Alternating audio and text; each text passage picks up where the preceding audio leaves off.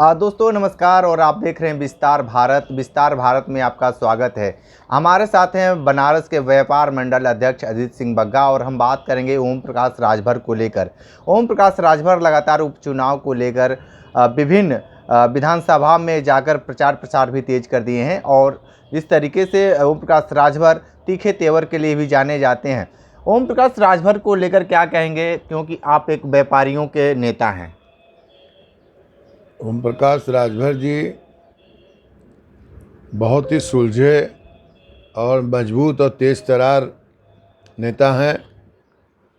वो अपनी पार्टी के साथ साथ हर वर्ग का ध्यान दे रहे हैं और जिस तरह से उन्होंने एनडीए में जब से शामिल हुए और उन्होंने पूरी तरह से जो चारों तरफ प्रचार प्रसार किया और पार्टी को और भाजपा को एनडीए को मजबूत करने के लिए मझवा से लेके हर जगह का वो दौरा कर रहे हैं और उसी दौरे में आज रोहनिया में महिलाओं के सशक्तिकरण का भी दौरा हो रहा है और उनको महिलाओं को आत्मनिर्भर बनाने के लिए और सारी चीज़ें आज वो करने जा रहे हैं। ओम प्रकाश राजभर के ऊपर बहुत सारे बातें विपक्ष लगातार कह रहा है कि ओम प्रकाश राजभर सिर्फ सत्ता लोभी हैं। जब सत्ता की लोभ होता है तो किधर भी पलटी मार सकते हैं।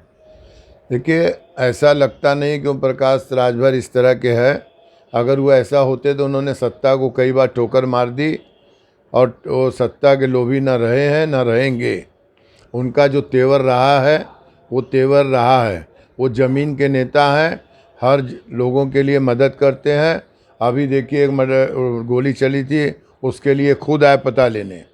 और इनके साथ कोई भी ये बात लागू नहीं होती कि ये जो है सत्ता के लोभी हैं। ये मझवा उपचुनाव को लेकर क्या कहेंगे? मझवा चुनाव पे देखिए सरगर्मी बहुत तेज़ है। एनडीए पूरी तरह से कोशिश कर रही है और मुझे लगता है कि जिस तरह से एनडीए इसको कर रही है ये एनडीए की जीत निश्चित है और मझवा का चुनाव इस समय सबकी नज़र में घूम रहा है। मझवा को लेकर घमासान मचा हुआ है। वहाँ पे बहुजन समाज पार्टी, समाजवादी पार्टी और बीजेपी। अब समस्या ये है कि कौन शीर्ष नेतृत्व पे यानी शिखा पे कौन जाएगा, किसको मानते हैं आप? भाई देखिए, मेरे को तो लगता है जब भी जाएगी तो भाजपा ही जाएगी। क्यों, इसमें क्या दिख रहा है? इसलिए कि देखिए भाजपा कार्य कर रही है और उसके राज में जो है आपका अनुशासन बहुत बढ़िया है, लॉ एंड ऑर्डर अच्छा है, महिलाएं सुरक्षित हैं, विकास हो रहा है और योगी के नाम का डंका बज रहा है।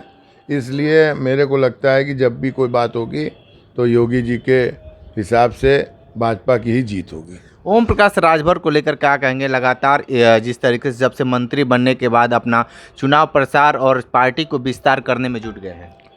पूरी तरह वो पार्टी का विस्तार कर रहे हैं और पूरी तरह से लगे हुए हैं और एनडीए के अंदर वो एकदम ईमानदारी से साथ में है और खुलेआम वो भाजपा एनडीए के लिए काम कर रहे हैं और लगातार उनकी पार्टी का भी विस्तार हो रहा है। मुझे लगता है आने वाले समय में ओम प्रकाश एक मजबूत नेता की तरह उभरेंगे। तो आप सुन रहे थे अजीत सिंह बग्गा जी, जो व्यापार मंडल के अध्यक्ष हैं। एक और सवाल है कि जिस तरीके से आज के वर्तमान समय में जो आप कानून व्यवस्था की बातें करती है और भी कुंभ मेले को लेकर इस तरीके से बातें हो रही हैं कि मुसलमानों को रोका जाए, उस पर आपकी क्या प्रतिक्रिया है? जैसे कुंभ मेला एक अपनी जगह देश का, वर्ल्ड का ऐतिहासिक मेला है और इसके अंदर अगर किसी ने ये कहा है कि किसी समुदाय को रोका जाए तब ये मंशा क्या थी उनकी कहने की, इसको हम नहीं जानते। लेकिन अगर मुसलमान भाजपा में भी हैं तो अगर वो कुंभ मेले में श्रद्धा से जाते हैं और उसको ईमानदारी से उस श्रद्धा से वहाँ पहुँचते हैं तो उसमें जाने में कोई बुराई नहीं है। और अगर ये कहते हैं कि भाई मुसलमानों को नहीं जाना चाहिए तो फिर ये एक लाइन खींच लेना कि ना हम मुसलमानों के यहाँ जाएंगे ना मुसलमान हमारे यहाँ आए, तो फिर हिंदू भी ना जाए उनके त्योहारों पे। तो ये इस तरह की बात कहना कोई औचित्य नहीं है। हिंदुस्तान में हर वर्ग के लोग रहते हैं, हर समुदाय एक है और सबके आना जाना चाहिए, कोई इससे दिक्कत नहीं है। बिल्कुल। तो आप सुन रहे थे अजीत सिंह बग्गा जी को बहुत सारी बातें बताए हैं ओम प्रकाश राजभर को लेकर। ओम प्रकाश राजभर को इन्होंने सीधे तौर पे ये बताया कि लगातार भारतीय जनता पार्टी को और अपने खुद भी मजबूत हो रहे हैं। विशेष इंटरव्यू कर रहे थे, तो हमारे साथ बने रहे विस्तार भारत के साथ। हमें दीजिए इजाज़त, नमस्कार।